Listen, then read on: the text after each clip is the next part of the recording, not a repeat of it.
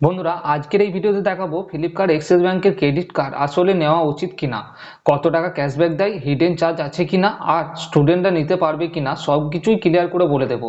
তাই ভিডিওটি শেষ পর্যন্ত দেখবে। এই কার্ডটা ফ্লিপকার্ট আর অ্যাক্সিস ব্যাংকের পার্টনারশিপ। জয়েনিং ফি 500 টাকা এবং অ্যানুয়াল ফি 500 টাকা এবং ওয়েলকাম বেনিফিটে রয়েছে ফ্লিপকার্ট ভাউচার। এই কার্ডটির দ্বারা ফ্লিপকার্টে যদি শপিং করো তাহলে 5% আনলিমিটেড ক্যাশব্যাক রয়েছে এবং মিন্ত্রাতেও 5%, আদার শপিং অ্যাপে 1.5% এবং অফলাইন শপিং এ রয়েছে 1%।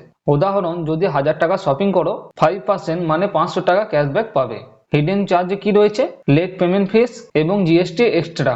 মিনিমাম ডিউ দিলে ইন্টারেস্ট লাগবে এবং ফুল পেমেন্ট করলে ইন্টারেস্ট লাগবে না। স্টুডেন্টরা নিতে পারবে কিনা? রেগুলার ইনকাম টিআর এবং আইটিআর বা স্যালারি স্লিপ দরকার। স্টুডেন্ট হলে এফডি ক্রেডিট কার্ড অপটিয়ান ভালো। Apply process.